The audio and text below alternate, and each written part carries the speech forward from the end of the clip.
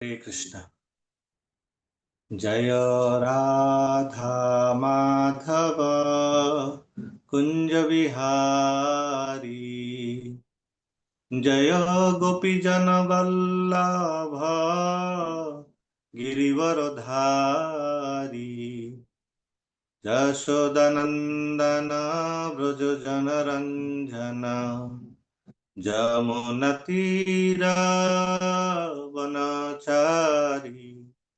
जय राधा माधव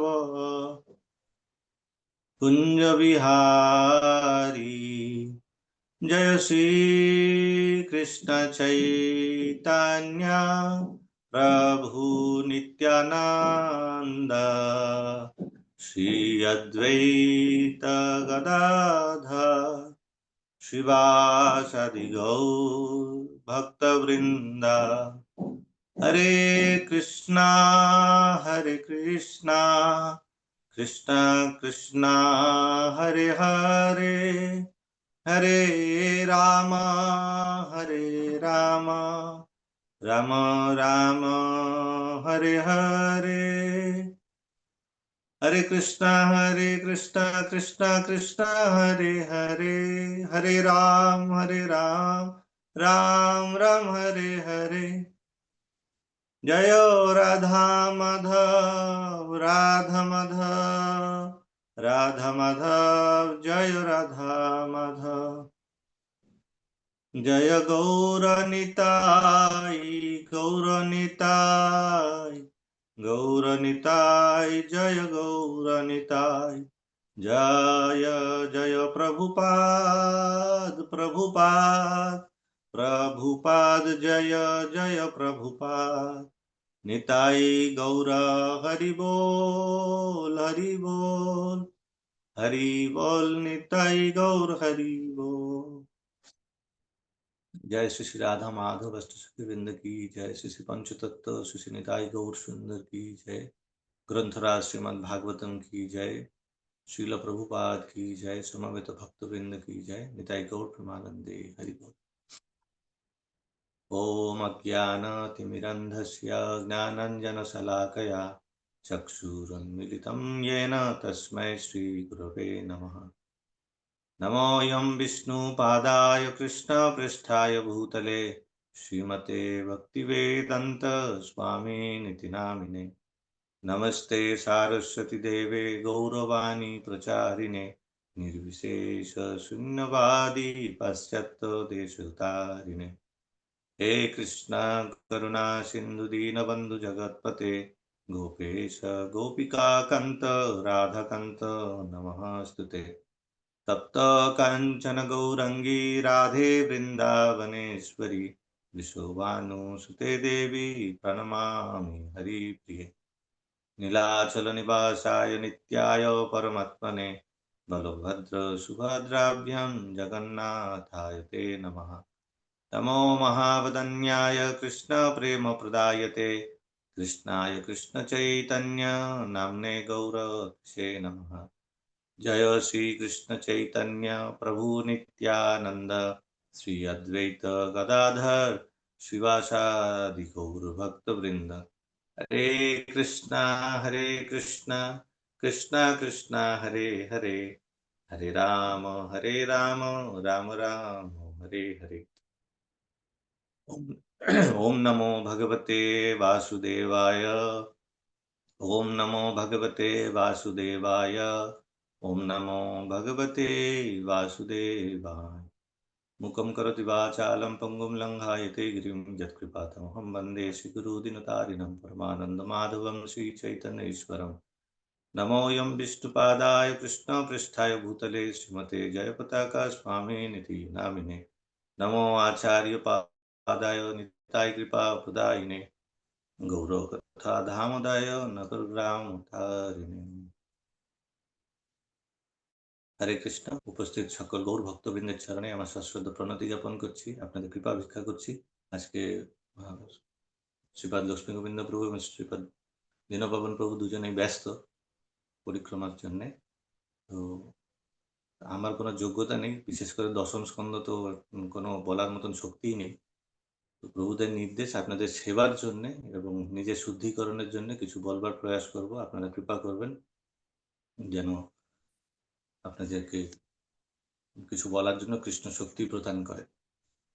আমরা তার পূর্বে আপনাদের সকলের চরণে আমার প্রণাম। বাঞ্ছা কল্পতরুভ্যশ্চ কৃপা সিন্ধুভ্যেব চ পতিতানাং পাবনেভ্যো বৈষ্ণবেভ্যো নমো নমঃ। আমরা ধারাবাহিকভাবে শ্রীমদ্ ভাগবতম দশম স্কন্ধ অধ্যয়ন করছি। গতদিন আমরা দশম স্কন্ধের দ্বিতীয় অধ্যায় সমাপ্ত করেছি। দশম স্কন্ধের দ্বিতীয় অধ্যায়ের অন্তিমে আমরা দেখেছিলাম, আমরা তার আগে বিগত কিছুদিন থেকে দেবতাদের দ্বারা গর্ভস্থ স্তুতি আমরা অধ্যয়ন করছিলাম, শ্রবণ করছিলাম।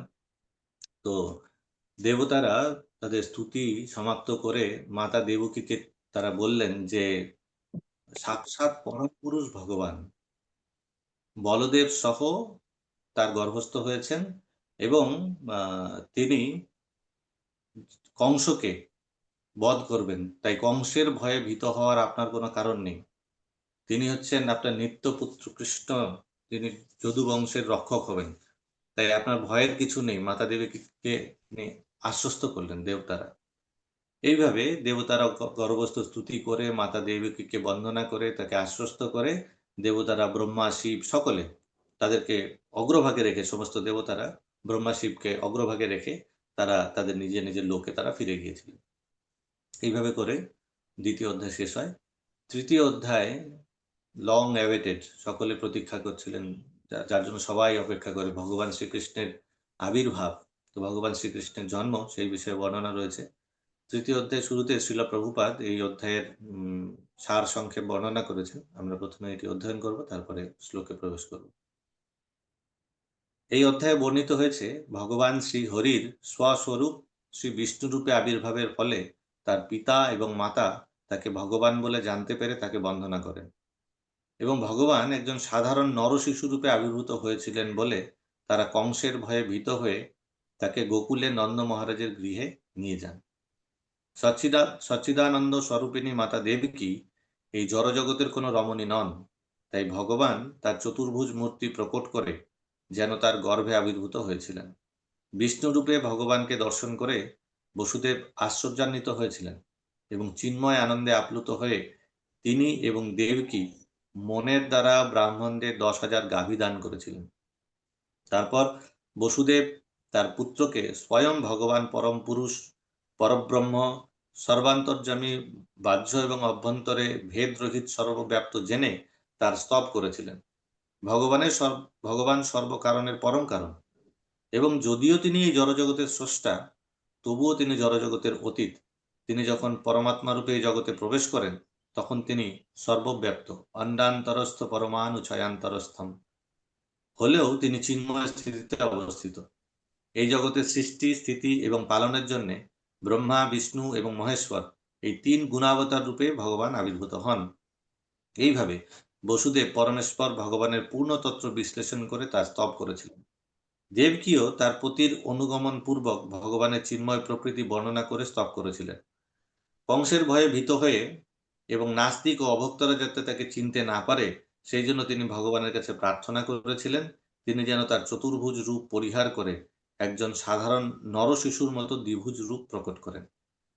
ভগবান তার অন্য 2 অবতারের কথা বসুদেব এবং দেবকীকে স্মরণ করিয়ে দেন যখন তিনি তাদের পুত্ররূপে আবির্ভূত হয়েছিলেন। তিনি পৃষ্ণিগর্ভ এবং বামন দেব রূপে আবির্ভূত হয়েছিলেন এবং এখন তিনি তৃতীয়বার তাদের ইচ্ছা পূর্ণ করার জন্য দেবকীর পুত্ররূপে আবির্ভূত হয়েছেন। ভগবান তখন কংসের কারাগারে বসুদেব এবং দেবকীর বাসস্থান ত্যাগ করতে মনস্থ করেছিলেন এবং ঠিক সেই সময় যশোদার কন্যা রূপে যোগমায়া জন্মগ্রহণ করেছিলেন। যোগমায়ার আয়োজনে বসুদেব কারাগার ত্যাগ করে কংসের হাত থেকে শিশুটিকে রক্ষা করতে সক্ষম হয়েছিলেন। বসুদেব যখন শ্রীকৃষ্ণকে নন্দ মহারাজের গৃহে নিয়ে আসেন তখন তিনি দেখেন যে যোগমায়ার ব্যবস্থায় যশোদা এবং অন্য সকলে গভীর নিদ্রায় আচ্ছন্ন। তিনি তখন যশোদার কোল থেকে যোগমায়াকে গ্রহণ করে শ্রীকৃষ্ণকে সেখানে রেখে দেন। তারপর বসুদেব যোগমায়াকে তার কন্যারূপে কংসের কারাগারে নিয়ে আসেন। যোগমায়াকে তিনি দেবকীর শয্যায় রেখে পূর্ববৎ বন্দী হয়েছিলেন। গোকুলে যশোদা স্মরণ করতে পারেনি তার পুত্র হয়েছিল না কন্যা হয়েছিল। তো পুরো অধ্যায়ের সারাংশ আমরা এখানে দেখতে পাচ্ছি। শ্রীল প্রভুপাদ বর্ণনা করছেন যে এই অধ্যায়ে কিভাবে বর্ণনা হয়েছে যে শ্রী হরি শ্রী বিষ্ণু রূপে আবির্ভূত হয়েছিলেন। যখন তিনি বিষ্ণু রূপে আবির্ভূত হলেন তখন তার পিতামাতা তাকে বুঝতে পারলেন যে তিনি হচ্ছেন সাক্ষাৎ ভগবান, এবং সাক্ষাৎ ভগবানকে দেখতে পেয়ে তার পিতামাতা দুজনেই তারা বন্দনা করেছিলেন। এবং ভগবান একজন নর শিশু রূপে আবির্ভূত হয়েছেন, মনুষ্য শিশু রূপে। সেই জন্য তারা ভয়ে ভীত হয়ে গেছিলেন যে কংস যদি আসে তাহলে পরে কংস এসে এই নর শিশুকে তার বধ করবে। সেই জন্যে তারা ভীত হয়েছিলেন। সেই জন্যে তারা কি করেছিলেন, তখন কৃষ্ণকে, সেই শিশুরূপী কৃষ্ণকে তারা গোকুলে নিয়ে গেছিলেন বসুদেবজি। তো যখন ভগবান প্রকট হলেন চতুর্ভুজ রূপে, তো তখন মাতা দেবকী তিনি কি করলেন, মনে মনে তিনি ব্রাহ্মণদের উদ্দেশ্যে 10,000 গাভী দান করেছেন। এত আনন্দিত হয়েছিলেন তিনি, আনন্দে আপ্লুত হয়ে তিনি দান করেছিলেন। প্রভুপাদ বর্ণনা করেছেন যে দেবকী কোনো সাধারণ রমণী ছিলেন না, তিনি কোনো সাধারণ ব্যক্তি নন, তিনি হচ্ছে সচ্চিদানন্দ স্বরূপিণী মাতা, অর্থাৎ তিনি সর্বদাই ভগবানের মাতা, নিত্য মাতা তিনি। সেই জন্যে প্রভুপাদ এখানে উল্লেখ করেছেন। এবং এইভাবে করে মাতা দেবকী যখন তিনি ভগবানকে দেখলেন, আশ্চর্যান্বিত হলেন, গাভী দান করলেন, এবং তৎপর ভগবানের পিতা বসুদেবজি তিনি কি করলেন, পরম পুরুষ ভগবানকে দর্শন করে ভগবানের গুণ মহিমাকে বর্ণনা করতে শুরু করলেন। তিনি বুঝতে পারলেন এই ভগবান তিনি হচ্ছেন পরব্রহ্ম, সর্ব অন্তর্যামী, তিনি বাইরে ভিতরে সকল স্থানে তিনি অবস্থিত।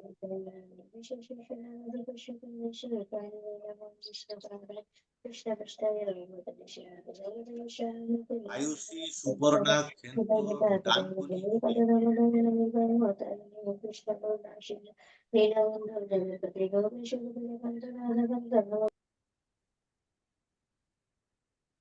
হরে কৃষ্ণ। আমি সকলকে অনুরোধ করব, যদি আপনাদের জব করতে হয় তাহলে কৃপাপূর্বক জব করুন, ভাগবতম ক্লাস থেকে বেরিয়ে গিয়ে জব করতে থাকুন। আর যখন ভাগবতম ক্লাস চলবে, যে কেউ ক্লাস করুক, তখন আমাদের উচিত ভাগবতম কথাকে শ্রবণ করা। দুটোই ভগবানের স্বরূপ, ভগবানের নাম ভগবান থেকে অভিন্ন, ভগবানের কথা ভগবান থেকে অভিন্ন। কোনোটি যদি আমরা অনবধানে করি, অনবধানে মানে অমনোযোগী হয়ে যদি করি, তাহলে সেটিতে অপরাধ হয়। তো আমরা জেনে শুনে কেন অপরাধ করছি? তো প্লিজ আপনারা এটি সবাই মনে রাখবেন, যখনই আমরা সেবা করছি, এটা সেবা। যখন হরিনাম করব তখন হরিনাম করব, যখন ভাগবতম শ্রবণ করব তখন শ্রবণ করব। এখন যদি তারা থাকে যে আমার জব কমপ্লিট করতে হবে, কোথাও যেতে হবে, তাহলে আপনি বেরিয়ে গিয়ে জব কমপ্লিট করুন, পরে আপনি রেকর্ডিং গ্রুপে দেওয়া হচ্ছে, সেখান থেকে আপনি শ্রবণ করে নেবেন, কিন্তু একসাথে দুটো করবেন না। হরে কৃষ্ণ। তো বসুদেবজি তিনি ভগবানের স্তুতি করলেন। ভগবান হচ্ছেন সর্বব্যাপ্ত, তিনি ভেতরে বাইরে সর্বত্র তিনি অবস্থিত। ভগবান ব্রহ্মসংহিতায় ভগবান সম্বন্ধে বলা হয়েছে অণ্ডান্তরস্থ পরমাণু চয়ান্তরস্থম। তিনি এই অণ্ড, এই ব্রহ্মাণ্ডের ভেতরে তিনি কি করেছেন, প্রত্যেকটি অণু পরমাণু সব কিছুর ভেতরে ভগবান তিনি প্রবেশ করেন, পরমাত্মা রূপে তিনি প্রবেশ করেন। এবং এই সৃষ্টির সময় এখানে বসুদেবজি বর্ণনা করছেন যে ভগবান 3 রূপে, ব্রহ্মা বিষ্ণু মহেশ রূপে নিজেকে বিস্তার করে এই সৃষ্টি কার্য তিনি সম্পাদন করেছিলেন। এইভাবে যখন বসুদেবজি প্রার্থনা করলেন, তখন মাতা দেবকী তিনিও ভগবানের চিন্ময় প্রকৃতির বর্ণনা করে তার স্তব করেছিলেন। তো কংসের ভয়ে ভীত হয়ে যেরকম নাস্তিক এবং অভক্তরা তাকে যদি চিনতে পারেন, তাহলে পরে তার জীবনে অমঙ্গল হতে পারে। সেই জন্য কেউ যাতে চিনতে না পারে, সেই জন্য তারা প্রার্থনা করেছিলেন যে আপনি আপনার চতুর্ভুজ রূপকে পরিত্যাগ করুন। চতুর্ভুজ রূপ মানে বিষ্ণু রূপ, সকলে বিষ্ণু রূপকে জানেন। তো সেই জন্য ভগবান তখন তার আদি স্বরূপ, মূল রূপে, চিন্ময় প্রকৃতি, চিন্ময় যে রূপ, সেই আদি রূপে দ্বিভুজ রূপে ভগবান নিজেকে প্রকট করেছিলেন মাতা দেবকী এবং বসুদেবের সামনে। এবং ভগবান তখন তাদেরকে তাদের পূর্বজন্মের কথা বলেছিলেন যে এটি তাদের পুত্ররূপে তার প্রথম জন্ম নয়, প্রথম অবতরণ নয়। এর পূর্বেও একবার তার প্রথমে সুতপা এবং পৃষ্ণি, সুতপার পত্নী পৃষ্ণির গর্ভে পৃষ্ণিগর্ভা নামে ভগবান অবতীর্ণ হয়েছিলেন, এবং মাতা অদিতি এবং কশ্যপের দ্বারা তিনি বামনদেব রূপে অবতীর্ণ হয়েছিলেন, এবং এটি তার তৃতীয়বার অবতরণ। কৃষ্ণ রূপে তিনি তৃতীয়বার অবতরণ হয়েছেন। এবং তখন ভগবানকে কংসের থেকে রক্ষা করার জন্য বসুদেবজি তিনি সেখান থেকে গোকুলে নিয়ে যান। তো এটি সম্পন্ন হয় যোগমায়ের দ্বারা। যোগমায়া তখন যশোদার কন্যা রূপে গোকুলে আবির্ভূত হয়েছিলেন, এবং তার দ্বারা সমস্ত কিছু তখন শৃঙ্খল উন্মুক্ত হয়ে যায়, দরওয়াজা খুলে যায়, এবং তিনি গোকুলে চলে যান। এবং গোকুলে গিয়ে দেখেন সকলে নিদ্রিত অবস্থায় রয়েছে। সেখানে কৃষ্ণকে রেখে সেখান থেকে মাতা যশোদার কন্যা যোগমায়াকে তিনি নিয়ে আসেন। এবং যখন নিয়ে আসেন, এসে যখন দেবকীর পাশে শয়ন করান, তখন সবকিছু আবার পূর্ববৎ অবস্থায়, অর্থাৎ শৃঙ্খলযুক্ত হয়ে গেছেন, দরওয়াজা বন্ধ হয়ে গেছে। এইভাবে করে এই এই অধ্যায়ে বর্ণিত হয়েছে। এবং মা যশোদা অন্যদিকে তিনি নিদ্রিত অবস্থায় ছিলেন বলে তিনি স্মরণ করতে পারেননি যে তার পুত্র হয়েছে না কন্যা হয়েছে। এই হচ্ছে এই অধ্যায়ের সামারি, এখানে বর্ণনা হয়েছে। এখন আজকে আমরা কয়েকটি শ্লোক এখানে আমরা আলোচনা করব, জাস্ট অনুবাদ তাৎপর্য আমরা দেখব। শিশুক উবাচ অথ সর্বগুণোপেত কাল পরম শোভন যর্ঘে ব্যাজন জন্মরক্ষম শান্তর্গ্রহতারকম শান্তরক্ষগ্রহতারকম দিশঃ প্রসেদ দুর্গগণম নির্মল উডুগণোদয়ম মহিমঙ্গল ভূয়িষ্ঠ পুরগ্রাম প্রজাকরা নদ্য প্রসন্ন সলিলা হৃদা জল রুহশ্রিয় দ্বিজালি কুলসন্নত স্তবকা বনরাজয় ভব বায়ু সুখস্পর্শ পুণ্যগন্ধবহ শুচিঃ অগ্নশ্চয় দ্বিজাতীনাম শান্তাস্তত্র সমিন্ধত মনং সস্যান প্রসন্যানি সাধুনাম সুরদ্রুহাম জায়মান জনে তস্মিন নেদুর্দুন্দুভয় সমম। অনুবাদ। তারপর ভগবানের আবির্ভাবের শুভক্ষণে সমগ্র ব্রহ্মাণ্ড সত্যগুণ, সৌন্দর্য এবং শান্তিতে পূর্ণ হয়েছিল। তখন রোহিণী, অশ্বিনী আদি নক্ষত্রগণ আবির্ভূত হয়েছিল। সূর্য, চন্দ্র এবং অন্যান্য সমস্ত গ্রহ ও তারকাগণ শান্ত ভাব ধারণ করেছিল। সমগ্র দিক অত্যন্ত প্রসন্ন হয়েছিল, এবং মেঘ শূন্য আকাশে সুন্দর তারকারাজি ঝলমল করছিল। নগর, গ্রাম, খনি এবং গোচারণ ভূমির দ্বারা অলঙ্কৃত পৃথিবী তখন এক মঙ্গলময় রূপ ধারণ করেছিল। স্বচ্ছ জলে পূর্ণ হয়ে নদীগুলি প্রবাহিত হচ্ছিল, এবং হ্রদ আদি বিশাল জলাশয়গুলি পদ্ম ফুলে পূর্ণ হয়ে এক অবর্ণনীয় সৌন্দর্য ধারণ করেছিল। ফুল এবং পত্রে পূর্ণ মনোহর বৃক্ষগুলিতে কোকিলাদি বিহঙ্গ এবং অলিকুল মধুর সুরে গুঞ্জন করছিল। পূর্ণ গন্ধবায়ু সুখস্পর্শ বিশুদ্ধ বায়ু প্রবাহিত হতে লাগলো, এবং যাজ্ঞিক ব্রাহ্মণেরা তখন তাদের যজ্ঞাগ্নি প্রজ্বলিত করেছিলেন। তখন সেই অগ্নি বায়ুর দ্বারা বিচলিত না হয়ে স্থিরভাবে জ্বলতে লাগলো। এইভাবে যখন জন্মরহিত ভগবান শ্রী বিষ্ণুর আবির্ভাবের সময় হলো, তখন কংস আদি অসুরদের উৎপীড়নে নিপীড়িত সাধু এবং ব্রাহ্মণেরা অন্তরে প্রসন্নতা অনুভব করলেন, এবং স্বর্গলোকে যুগপৎ দুন্দুভি বাজতে লাগলো।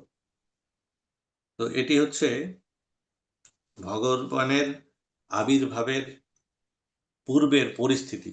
কিরকম ভাবে এখানে বর্ণনা করা হয়েছে যে যখন পরম পুরুষ ভগবান অবতীর্ণ হন, তখন এক সমগ্র নক্ষত্র, গ্রহ, সমস্ত সময় সবকিছু একযোগে মঙ্গলময় স্থিতিতে উপনীত।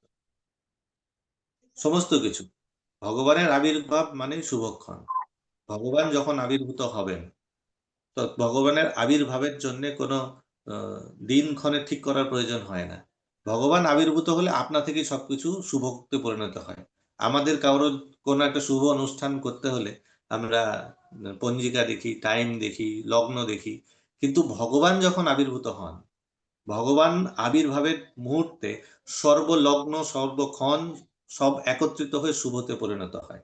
আমরা আগে দেখেছি যখন কংসের অত্যাচার হয়েছিল, কংসের অত্যাচারের ফলে কি হয়েছিল, নদী শুকিয়ে গেছিল, বৃক্ষ ফুল ফল দেওয়া বন্ধ করে দিয়েছিল। ব্রাহ্মণেরা তাদের যে যজ্ঞ করছিলেন, যজ্ঞের অগ্নি আপনা থেকেই বন্ধ হয়ে গেছিল। তো সমস্ত পরিবেশ প্রতিকূল অবস্থায় ছিল। ভগবান অবতীর্ণ হননি তখনও, কিন্তু ভগবান অবতীর্ণ হতে যাচ্ছেন। তার পূর্বেই সমস্ত পরিবেশ সুশোভিত হয়ে উঠেছিল। অর্থাৎ ভগবান যখনই আসেন, আসার পূর্বে সমস্ত কিছুকে সুন্দর মঙ্গলময় করে তোলেন। আমরা যদি চাই আমাদের জীবনকে মঙ্গলময় করতে, তাহলে পরে আমাদের কি করা উচিত? এখান থেকে আমাদের শিক্ষা গ্রহণ করা উচিত।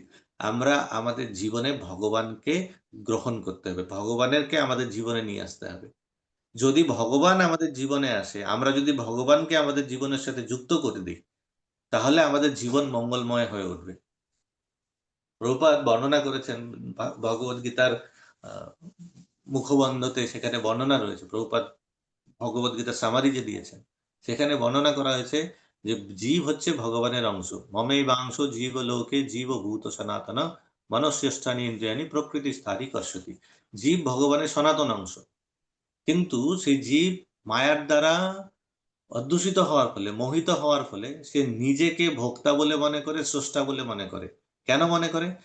প্রভুপাদ বলছেন এটা খুব স্বাভাবিক, কারণ ভগবানের মধ্যে এই গুণ রয়েছে, এবং ভগবানের মধ্যে এই গুণ থাকার জন্যে জীবের মধ্যেও এই গুণ থাকা, এরকম মনে করা, তা অত্যন্ত স্বাভাবিক। তারাও নিজেকে ভোক্তা এবং স্রষ্টা বলে মনে করে, কিন্তু বাস্তবিক সে ভোক্তাও নয়, স্রষ্টাও নয়। আর যদি সে নিজেকে ভোক্তা এবং স্রষ্টা বলে মনে করে, তাহলে সে ভগবান থেকে বিচ্ছিন্ন হয়ে যাবে, তার কোনো অস্তিত্ব থাকবে না। এবং প্রভুপাদ উদাহরণ দিয়েছেন, যেমন ভাবে একটি মেশিনের মধ্যে যখন নাট বল্টটা মেশিনের মধ্যে লেগে থাকে, তখন সেটা মেশিন হিসাবে, যন্ত্র হিসেবে পরিচিত হয়। কিন্তু সেটা যদি সেই মেশিন থেকে আলাদা হয়ে নিচে পড়ে যায়, তাহলে শুধুমাত্র একটা নাট বল্ট। একটা দেহের ইন্দ্রিয়, একটা হাত দেহের সঙ্গে যুক্ত, তখন সেটা দেহের অংশ, কিন্তু হাতটা কেটে পড়ে গেলে পরে কার হাত কেউ জানে না, তার কোনো আইডেন্টিটি নেই, আইডেন্টিটি ক্রাইসিস হয়ে যাবে। সেই জন্যে ব্যক্তি আনন্দিত তখন হবে যখন ব্যক্তি জীবনে ভগবানকে যুক্ত করবে। ভগবান কারো জীবনে প্রবেশ করলে তার সর্বাঙ্গীন মঙ্গল সাধিত হবে। কলিযুগে ভগবান কি করে প্রবেশ করবে? না, কলিযুগে ভগবান অবতীর্ণ হয়েছেন নাম রূপে, কলিযুগে অবতার হয়েছেন শব্দ রূপে, কলিযুগে অবতার হয়েছেন ভগবান বিগ্রহ রূপে। তাহলে আমরা যদি ভগবানের নামের সেবা করি, ভগবানের কথার সেবা করি, শ্রবণ অধ্যয়নের মাধ্যমে বিগ্রহের অর্চন করি, তার মাধ্যমে ভগবানকে আমাদের জীবনে আমরা যুক্ত করতে পারি। আর যখন এইভাবে আমরা আমাদের জীবনে ভগবানকে যুক্ত করব, যেমন ভগবান আবির্ভূত হওয়ার পূর্বে যে পরিবেশ বর্ণনা করা হয়েছে কত সুন্দর, তারকা ঝলমল করছিল, গ্রাম খনি গোচারণ ভূমি সেগুলো অলঙ্কৃত হয়ে উঠেছিল, পৃথিবী মঙ্গলময় রূপ ধারণ করেছিল। আমাদের জীবনও মঙ্গলময় হয়ে উঠবে শুধুমাত্র ভগবানকে জীবনে যুক্ত করার মাধ্যমে। কিন্তু দুর্ভাগ্যের বিষয়, বর্তমান কলিযুগে ভৌতিকবাদী ব্যক্তিরা, তারা ভগবানের অস্তিত্বকে স্বীকার করতেই চায় না। তারা নিজেরা স্বতন্ত্র থাকতে চায়, এবং স্বতন্ত্র থাকার চেষ্টায় তারা নিজেদের জীবনে আরো দুঃখ নিয়ে আসে আনন্দের পরিবর্তে। জীব হচ্ছে আনন্দময়, ভগবান সচ্চিদ আনন্দময়, জীবও সচ্চিদ আনন্দময়। কিন্তু জীব যখন ভগবানকে ভুলে গিয়ে মায়াকে গ্রহণ স্বীকার করে নেয়, তখন তার জীবনে সুখের পরিবর্তে দুঃখই আসে, সুখের চেষ্টাই তার জীবনে দুঃখ বয়ে নিয়ে আসে। অন্যদিকে যদি শুধুমাত্র ভগবানকে সে স্বীকার করে নেয় নামের মাধ্যমে, ভগবানের দিব্য বাণীর মাধ্যমে, তার শ্রীবিগ্রহর সেবা করার মাধ্যমে, তাহলে তার জীবনে এরকম মঙ্গলময় হয়ে উঠতে পারে। এবং এখানে আমরা দেখতে পাই, যখন ভগবান শ্রীবিষ্ণুর আবির্ভাবের সময় হলো, তখন কংস আদি অসুরদের উৎপীড়নে যারা নিপীড়িত ছিল, সেই সমস্ত সাধু ব্রাহ্মণেরা অন্তরে প্রসন্নতা অনুভব করছিল, আনন্দ অনুভব করতে শুরু করেছেন। ভগবান তখনও আসেননি, ভগবান আসার আবির্ভাবের কথা স্মরণ করে, তার সেই পরিবেশকে দর্শন করে সাধুরা আনন্দিত হয়েছিল। আমরাও যদি হৃদয় থেকে ভগবানের নাম উচ্চারণ করতে পারি, ভগবানের সেবা করতে পারি, তাহলে পরে আমরাও এরকম প্রসন্নতা অনুভব করতে পারি। কারণ ভক্তি প্রসন্নতা প্রদান করে। সবে পুংসাম পরো ধর্ম যত ভক্তির অধক্ষজে অহেতুকি অপ্রতিহতা জ্ঞায় আত্মা সুপ্রসিদ্ধতি। আত্মা তখন প্রসন্নতা লাভ করবে কিসে, কি করলে পরে? যখন মানুষের যে ধর্ম, সবে পুংসাম পরধর্ম, পরম ধর্ম যখন অনুষ্ঠান করবে। পরম ধর্ম কি? যত ভক্তির অধক্ষজে, অধক্ষজ ভগবান শ্রীকৃষ্ণের আরাধনা করা, এটি হচ্ছে মনুষ্য জীবনের ধর্ম, পরম ধর্ম। এবং সেই ধর্ম অনুশীলনে কখনো আমাদের থামা উচিত নয়, কোনো অবস্থাতেই যেন ধর্ম ব্যাহত না হয়। অহেতুকি অপ্রতিহতা, প্রথমত অহেতুকি, কখন আনন্দ, আত্মা কখন আনন্দ পাবে? ভক্তি যদি অহেতুকী হয়, কোনো কিছু বাসনায় যদি ভক্তি না করি, ভক্তি যদি আমরা কোনো কিছু পাওয়ার বাসনায় করি, তাহলে সেটি শুদ্ধ ভক্তি নয়, সেটি মিশ্র ভক্তি হয়ে যাবে। পাওয়ার বাসনায় ভক্তি করা মানে কর্ম মিশ্রা ভক্তি হয়ে যাচ্ছে। মুক্তির বাসনায় ভক্তি করলে পরে জ্ঞান মিশ্রা ভক্তি হয়ে যাচ্ছে। শুদ্ধ ভক্তির মধ্যে কোনো রকম কিছু মিশ্রিত থাকবে না। শুদ্ধ ভক্তি মানে শুধুমাত্র কৃষ্ণের প্রীতিবিধান, তৎসুখ সুখিত্ব। যেমন ভাবে বৃন্দাবনের গোপিকারা ভগবান কৃষ্ণকে ভজন করতেন, তাকে যেরকম ভাবে তারা ভালোবাসতেন। কৃষ্ণ ব্রজে বনে গোচারণে গেছেন, চলসি যদ্ব্রজাত চারয়ন পশুন নলিন সুন্দরম নাথ তে পদম। গোপিকারা তারা বলছেন ভগবান যখন বনে যাচ্ছেন, বিচরণ করছেন, তার পায়ে ব্যথা লাগবে, তার নরম কোমল চরণে তার দুঃখ কষ্ট হবে, সেই জন্য তারা চিন্তিত হচ্ছে। সেই জন্য তারা বলছে তুমি তাড়াতাড়ি আমাদের কাছে ফিরে আসো। তারা নিজেদের আনন্দের জন্য নয়, যাতে কৃষ্ণের কষ্ট না হয় সেই জন্য কৃষ্ণকে আসতে বলছেন। এটি হচ্ছে তৎসুখ সুখিত্বের ভাবনা, কৃষ্ণের আনন্দ বিধানের জন্য, তার প্রীতি বিধানের জন্য। এই মনোভাব নিয়ে যখন কোনো জীব ভক্তি করতে শুরু করবে, যেমন ভাবে এখানে ব্রাহ্মণেরা তাদের হৃদয়ে প্রসন্নতা অনুভব করেছিলেন, আমরাও প্রসন্নতা অনুভব করব। প্রভুপাদ তাৎপর্য বর্ণনা করছেন, ভগবদ্গীতায় ভগবান বলেছেন যে তার আবির্ভাব, জন্ম এবং কর্ম সবই দিব্য। জন্ম কর্ম চমে দিব্যম এবং ইয়ো বেত্তি তত্ত্বত ত্যক্ত্বা দেহম পুনর্জন্ম নৈতি মামেতি স অর্জুন। তো ভগবানের জন্ম এবং কর্ম সবকিছু হচ্ছে দিব্য, এবং কেউ যখন সেটি জানতে পারে, তিনি তৎক্ষণাৎ কি করতে পারেন, ভগবত ধামে মামেতি স কৌন্তেয়, আমাকে প্রাপ্ত করতে পারে, সেই ব্যক্তি ভগবত ধামে ফিরে যাওয়ার জন্য যোগ্য হন। সেই জন্যে ভগবানের জন্মকে, ভগবানের দিব্য লীলাকে আমাদের হৃদয়পূর্বক সেটিকে হৃদয়ঙ্গম করার চেষ্টা করা উচিত। ভগবানকে একজন সাধারণ মানুষের মতো তার পূর্বকৃত কর্মের ফল অনুসারে জন্মগ্রহণ করতে বাধ্য হতে হয় না। আমরা সমস্ত বদ্ধ জীবেরা, আমাদের জন্মের কারণ কি, আমাদের পূর্বকৃত কর্মফল। আমরা স্বতন্ত্র নই, আমরা নিজেদের ইচ্ছা মতন জন্মগ্রহণ করতে পারি না। তাহলে সবাই দেখতো যে বিল গেটসের সন্তান, মুকেশ আম্বানির সন্তান, যত বিখ্যাত ব্যক্তি আছে যেখানে ভৌতিক সুখ সুবিধা পাওয়া যায়, সবাই সেখানে জন্ম নিতে চাইতো, কিন্তু সেটি সম্ভব নয়। জন্ম ভৌতিক জীব জীব এই জগতে বদ্ধ জীবদের জন্ম হয় তার কর্মের ফলস্বরূপ। কিন্তু অন্যদিকে ভগবান কিভাবে আসেন, না ভগবান স্বতন্ত্র, তিনি কোনো কিছুর দ্বারা তিনি বাধ্য নন। ভগবানের আবির্ভাব তিনি স্বেচ্ছায়, পূর্ববর্তী অধ্যায়ে বিশ্লেষণ করা, তিনি স্বেচ্ছায় তার খুশি মতন আবির্ভূত হন। ভগবদ গীতা নিজে বলেছেন, অজ অপিশন অব্যয় আত্মা ভূতানাম ঈশ্বর অপিশন প্রকৃতিম স্বাম অধিষ্ঠায় সম্ভবামি আত্মমায়া। 4.6 ভগবদ গীতা। সেখানে ভগবান বলছেন অজ অপি, আমি অজ, আমি জন্মরহিত, আমার জন্মগ্রহণ করতে হয় না। অজ অপিশন অব্যয় আত্মা ভূতানাম ঈশ্বরম অপিশন, আমি সমস্ত জীবের ঈশ্বর, কন্ট্রোলার আমি সমস্ত জীবকে আমার নিয়ন্ত্রণে রাখি। প্রকৃতিম সাম অধিষ্ঠায় সম্ভবামি আত্মমায়া, আমি আমার নিজের মায়া শক্তিকে আশ্রয় করে আমি জগতে অবতীর্ণ হই। অর্থাৎ ভগবান তিনি বর্ণনা করেছেন, তিনি কোনো কিছুর দ্বারা বাধ্য নন, তিনি তার নিজের শক্তিকে আশ্রয় করে তিনি জড়জগতে অবতীর্ণ হন। তো যখন ভগবানের আবির্ভাবের সময় হয়েছিল, তখন পরিবেশ কি হয়েছিল সেটি এখানে প্রভুপাদ তাৎপর্যে আবার তুলে ধরেছেন। তখন গ্রহ নক্ষত্রগুলি অত্যন্ত শুভ হয়েছিল। কি রোহিণী নক্ষত্রের প্রভাব তখন প্রাধান্য লাভ করেছিল, কারণ এই নক্ষত্রটি অত্যন্ত শুভ। রোহিণী প্রত্যক্ষভাবে বিষ্ণু থেকে উৎপন্ন ব্রহ্মার তত্ত্ব অবধানে বিরাজ করেন, এবং জন্মরহিত বিষ্ণুর জন্মের সময় তার আবির্ভাব হয়। জ্যোতির্গণনা অনুসারে নক্ষত্রের স্থিতি ছাড়াও বিভিন্ন গ্রহের স্থিতি অনুসারে শুভ এবং অশুভ লগ্ন হয়। শ্রীকৃষ্ণের জন্মের সময় সমস্ত গ্রহ আপনা থেকেই এমনভাবে অবস্থিত হয়েছিল যে সবকিছুই তখন শুভ এবং মঙ্গলময় হয়ে উঠেছিল, যেটা আমরা আলোচনা করলাম যে ভগবান যখন আসেন তখন সব কিছু দিব্য এবং মঙ্গলময় হয়ে ওঠে। তো ভগবান আসেন যখন, তখন সবকিছু মঙ্গলময় হয়। তাই আমরাও আমাদের জীবনে ভগবানকে যখন যুক্ত করব, তখন আমাদের জীবনে শুভ এবং মঙ্গলময় হয়ে উঠবে। তখন পূর্ব পশ্চিম উত্তর দক্ষিণ সবকটি দিকেই পরিবেশ শান্তি এবং সমৃদ্ধিতে পূর্ণ হয়ে উঠেছিল। তা আমরা আমাদের জীবনকে প্রথমে শান্তিতে আনতে পারি ভগবানকে যুক্ত করার মাধ্যমে, এবং তারপরে যখন সমস্ত পরিবেশ, সমস্ত পৃথিবী শান্তিপূর্ণ হয়ে উঠেছিল, তো কি করা উচিত, তো তার জন্য সংকীর্তনকে বেশি বেশি করে প্রচার করা উচিত। যার জন্য প্রভুপাদ ইসকন প্রতিষ্ঠা করেছেন, সংকীর্তনকে সারা জগতে বিস্তার করার জন্য, এবং তার মাধ্যমে আমরা সারা জগতে ভগবানকে পৌঁছে দিতে পারি।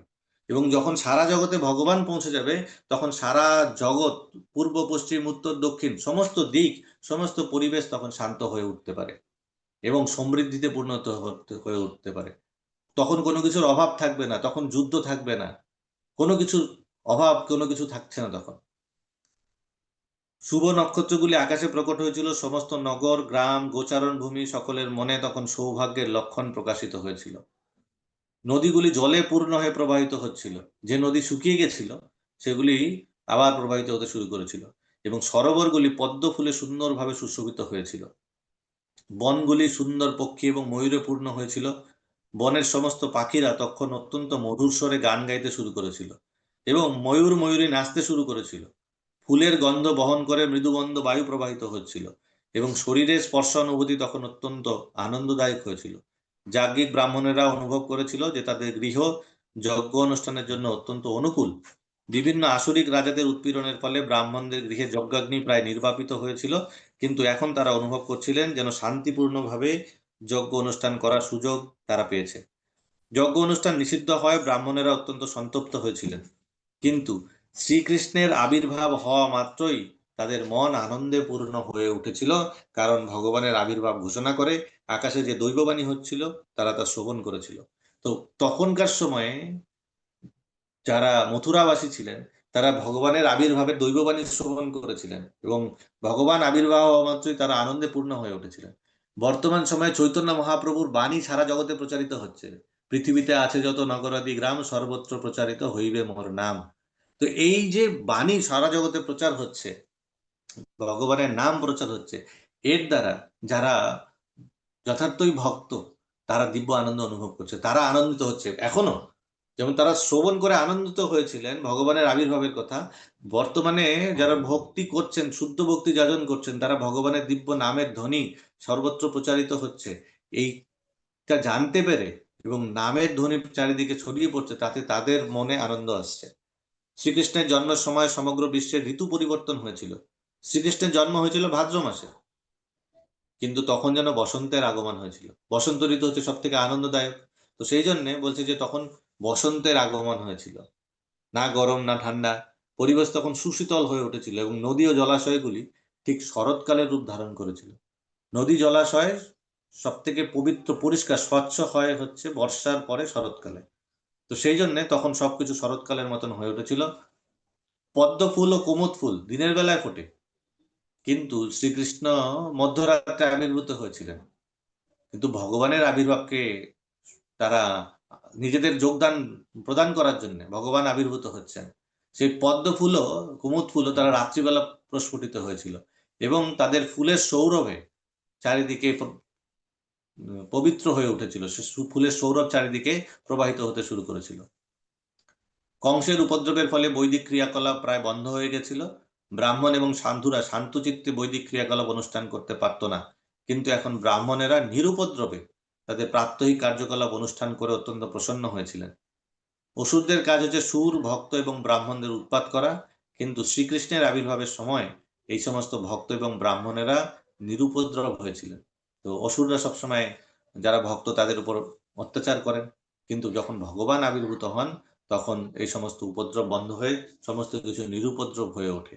তাই আমরাও যখন ভক্তি করব চারিদিক থেকে বিভিন্ন বাধা আসবে। এটা শুধু এখন নয়, যখন কেউ ভক্তি জীবনে প্রবেশ করে তার জীবনে অনেক বাধা আসে, পারিবারিক দিক থেকে, সামাজিক দিক থেকে। তো যখন বাধা আসে তখন আমরা যেন ভয় না পেয়ে যাই। প্রভুপাদ বলছেন এটা নিয়ম, এটা আগেও হয়েছে এখনো হচ্ছে, তাই আমাদের থেমে গেলে হবে না, আমাদের ভক্তি চালিয়ে যেতে হবে। এবং যখন আমরা ভক্তি চালিয়ে যাব, ভগবান প্রসন্ন হয়ে আমাদের জীবন থেকে ধীরে ধীরে করে সমস্ত বাধা বিপত্তিকে দূর করে দেবেন। তাই ভগবানের আশ্রয়ে আমাদের থাকা উচিত। এবং যখন এই বৃন্দাবনের সৌন্দর্য, মথুরার সৌন্দর্য যে বর্ণনা হয়েছে, এরকম পূর্ণ সৌন্দর্যময় আমাদের জীবন হয়ে উঠতে পারে যদি আমরা ভগবানকে আশ্রয় করে থাকি। এবং এই যে দিব্য সৌন্দর্য বৃন্দাবন এবং মথুরা, এটি হচ্ছে ভগবানের সব থেকে প্রিয়। 2-3 মিনিট সময় আছে, আমি জাস্ট বলে শেষ করছি। বৃহৎ ভাগবতামৃত বলে একটি গ্রন্থ রয়েছে সনাতন গোস্বামী পাদের। সেই বৃহৎ ভাগবতামৃতে নারদ মুনি তিনি খোঁজ করছিলেন যে সর্বশ্রেষ্ঠ ভক্ত কে, ভগবানের কৃপা সব থেকে বেশি কে লাভ করেছেন। তো নারদ মুনি সারা বিশ্ব ব্রহ্মাণ্ড ভ্রমণ করেছেন, বিভিন্ন জায়গায় গেছেন। সর্বশ্রেষ্ঠ ভক্ত তিনি প্রথমে দশাশ্বমেধ ঘাটে একজন ভক্তকে দেখতে পেয়েছেন, তার কাছে গেছেন না, তিনি বলছেন না আমি নই, তার থেকে আরেকজন শ্রেষ্ঠ, তার কাছে গেছেন। এরকম ভাবে একের পর এক তিনি সবার কাছে গেছেন। প্রহ্লাদ মহারাজ, আহ হনুমানজি, আহ, ব্রহ্মা, শিব, পাণ্ডবগণ, এভাবে করতে করতে পাণ্ডবদের কাছে অন্তিমে গিয়ে পৌঁছেছিলেন। তখন পাণ্ডবরা বলেছেন না আমরা তো ভগবানের কৃপা লাভ করেছি, কিন্তু ভগবান আমাদের সাথে নেই। তো ভগবান আমাদের সাথে নেই, তার মানে আমরা সব থেকে ভাগ্যবান ভক্ত নই। আমরা সেবা করতে পেরেছি, কিন্তু বাস্তবিক ভগবানের কৃপা পেয়েছে কারা? না দ্বারকাবাসীরা, দ্বারকার ভক্তরা, তারা ভগবানকে সাক্ষাৎ দর্শন করছেন, ভগবান তাদের সঙ্গে থাকছে। সেজন্য দ্বারকাবাসীরা সব থেকে শ্রেষ্ঠ। তো তখন নারদমুনি দ্বারকাতে যান। তো সেখানে ভগবানের বিভিন্ন উম, প্রসঙ্গ বর্ণনা চলতে থাকে। মাতা রোহিণী বলেন না কৃষ্ণ অনেক কঠোর হৃদয়ে, তিনি বৃন্দাবনে ফিরে যাননি। আহ, তার উচিত ছিল সেখানে ফিরে যাওয়া। আহ, আবার আহ, সেখানে দেবকী মাতা বলছে না না ওখানে যাওয়ার দরকার নেই, তার এখানেই থাকা উচিত। তো বিভিন্ন এরকম চলছিল, এগুলো সব ভগবান শুনছিলেন। তো ভগবান এসছেন তখন, বলরামের সাথে আলোচনা হচ্ছে। বলরামও বলছিল যে আমি গিয়ে ওখানে দেখে আসছি বৃন্দাবনবাসীরা কত কষ্টে রয়েছে, তো তার যাওয়া উচিত, সে যায়নি, সে শুধু চিঠি লিখে পাঠিয়ে দিয়েছে। এরকম বর্ণনা শুনতে শুনতে তখন বলরামও ক্রন্দন করছে, ভগবান কৃষ্ণ এসে বলরামকে জড়িয়ে ধরে সেও কান্না করছে।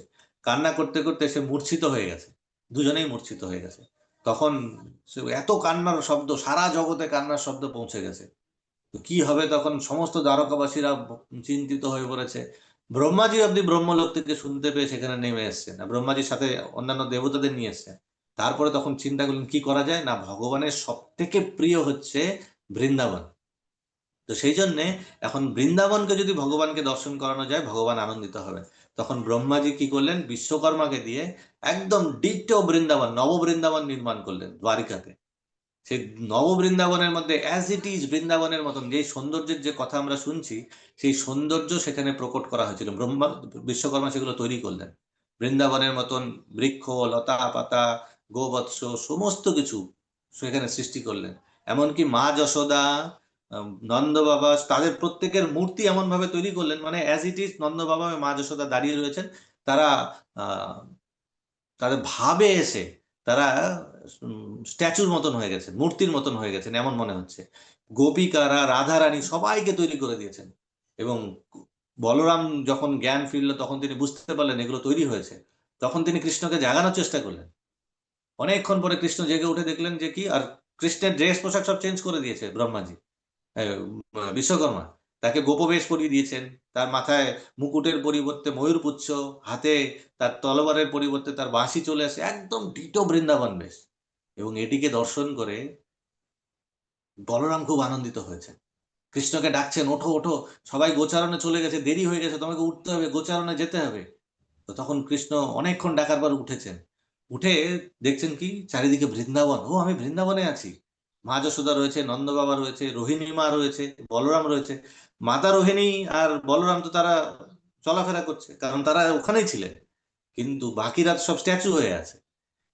তো তখন ভাবছি আরে এরকম কেন হলো। বলরাম বলছে না, তা তোমার বিরহে তুমি এরকম অজ্ঞান হয়ে গেছিলে, বিরহে এরকম হয়ে গেছে। তখন ম- কৃষ্ণ বলতে শুরু করেছে, মা আমি একটা স্বপ্ন দেখছিলাম, এই জন্য আমার ঘুম থেকে উঠতে দেরি হয়ে গেছে, তুমি চিন্তা করো না, আমি ফিরে আসি গোচারণ থেকে এসে তোমাকে আমি শোনাবো। আমি কি স্বপ্ন দেখেছি জানো? আমি দেখছি যে আমি একটা বড় পুরীতে চলে গেছি, সেখানে সমুদ্রের নিচে একটি লোক রয়েছে, আমি সেখানটায় থাকছি, কি সব দেখেছি আমি, যা এখন বললে অনেক দেরি হয়ে যাবে। আমি এখন গোচারণে যাই, সবাই চলে গেছে, দেরি হচ্ছে, আমি চলে যাই। কৃষ্ণ খুব আনন্দিত, এগোচ্ছে। কিছু দূর এগোনোর পর রাধারানীকে দেখতে পেয়েছে, রাধারানীকে দেখে আনন্দিত হয়ে বলছে, প্রিয়ে আমি কি স্বপ্ন দেখেছি জানো? তাকে অন্য কথা বলছে, বলছে আমার অনেক স্ত্রী আমি দেখছি স্বপ্নে, আমার অনেক বিবাহ হয়েছে, অনেক স্ত্রী রয়েছে, হাজার হাজার রানী আমার। তো আমি পরে ফিরে এসে তোমাকে সব, আজকে রাস নৃত্য করবো আমরা, রাসের সময় তোমাকে আমি সবকিছু শোনাবো। বলে ভগবান আবার এগিয়ে যাচ্ছেন। কিছু দূর এগিয়ে যাচ্ছেন, যাওয়ার পরে ভগবান দেখছেন সেখানে গাছপালা, বৃন্দাবনের মতন অবস্থা, এত আনন্দিত ভগবান নিজের বেশ দেখেছেন। এবার কিছু দূর যাওয়ার পরে দেখছেন আরে যমুনা তো সবাইকে ডাকছে, আসো আমরা যমুনায় আজকে আমরা খেলা করব যমুনাতে। কিন্তু কিছুক্ষণ পরে ভগবান দেখছেন, আরে এ তো যমুনা নয়, এ তো সমুদ্র, অনেক বড় বড় ঢেউ আসছে, তাহলে আমি এটা কোথায় এলাম? আর সমুদ্রের ওই পারে দেখছে যে সেই বড় বড় মহল দেখতে পাচ্ছে, দ্বারিকার নগরীর সমস্ত কিছু দেখতে পাচ্ছে। তখন তিনি বলরামকে জিজ্ঞেস করছে, এটা কি হলো? বলরাম তখন বলল যে তোমার এরকম হয়েছিল, তুমি বৃন্দাবন দেখে আনন্দ পাবে, সেই জন্য এটা ক্রিয়েট করা হয়েছিল। ভগবান তখন তাকে হাতের থেকে আহ, তাকে বলছে, ও এরকম, আমি কোথায় অসুর, সমস্ত অসুরদের, তুমি বৃন্দাবনে গেছিলে অসুরদের বধ করার জন্য। হ্যাঁ অসুর, আমি এক্ষুনি অসুরদের সব মেরে ফেলবো বলে হাত তুলেছে। হাত তুলে দেখছে তলোয়ার তো নেই, হাতের মধ্যে বাঁশি। তো ভগবান তখন তার বৃন্দাবনের কথা স্মরণ করে আনন্দে আপ্লুত হয়ে গেলেন। বলার উদ্দেশ্য এটাই যে বৃন্দাবন শুধু ভক্তদের প্রিয় নয়, সাক্ষাৎ ভগবান কৃষ্ণ, তার কাছেও বৃন্দাবন ধাম অত্যন্ত প্রিয়। বৃন্দাবনের সৌন্দর্য ভগবানকে পর্যন্ত মোহিত করতে পারে। চিন্তামণি প্রকর শুদ্ম সুকল্প বৃক্ষ লক্ষাবৃতে সুরভিরভিপালয়ন্তম। তো এত সুন্দর, লক্ষ্মী সহস্র শত সম্ভ্রম সেব্যমানম গোবিন্দমাদি পুরুষম তমহম ভজামি। এত সুন্দর দিব্য সৌন্দর্য বৃন্দাবনে ভগবানকে মোহিত করতে পারে। আমরা যদি চাই আমাদের জীবনকে সেই বৃন্দাবনের মতো সৌন্দর্য মণ্ডিত করে তুলতে, তাহলে ভগবানের এই বৃন্দাবন লীলাকে মনোযোগ সহকারে শ্রবণ করতে হবে। ভগবানের প্রিয় নাম, ভগবানের দিব্য নামকে শ্রবণপূর্বক জপ করতে হবে, এবং ভগবানের অর্চা বিগ্রহকে হৃদয়পূর্বক সেবা করতে হবে। তার মাধ্যমে আমরাও আমাদের জীবনকে বৃন্দাবন সংকুল করে তুলতে পারি। গ্রন্থরাজ শ্রীমদ্ ভাগবতম কি জয়, শ্রীল প্রভুপাদ কি জয়, সমবেত ভক্তবৃন্দ কি জয়। থ্যাংক ইউ ভেরি মাচ সকলকে, অসংখ্য অসংখ্য ধন্যবাদ, কৃতজ্ঞতা জ্ঞাপন করছি। আপনারা আমাকে সহ্য করলেন। ভুল ত্রুটি যা কিছু হয়েছে সেটি আমার, যদি কোনো কিছু ঠিক হয়ে থাকে সম্পূর্ণ কৃতিত্ব আপনাদের, আপনাদের কৃপা। আমরা শেষ করছি। কারো কোনো কিছু যদি মন্তব্য, কিছু কারেকশন থাকে আপনারা বলতে পারেন, নাহলে আমরা শেষ করব।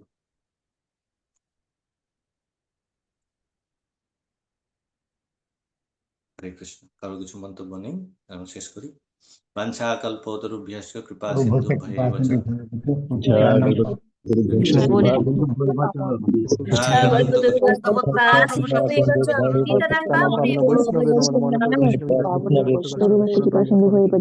হরে কৃষ্ণ প্রভু প্রণাম, হরে কৃষ্ণ ঠাকুর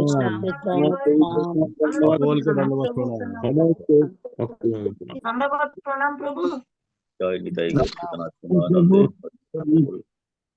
হরি হরি বল। প্রণাম প্রভু।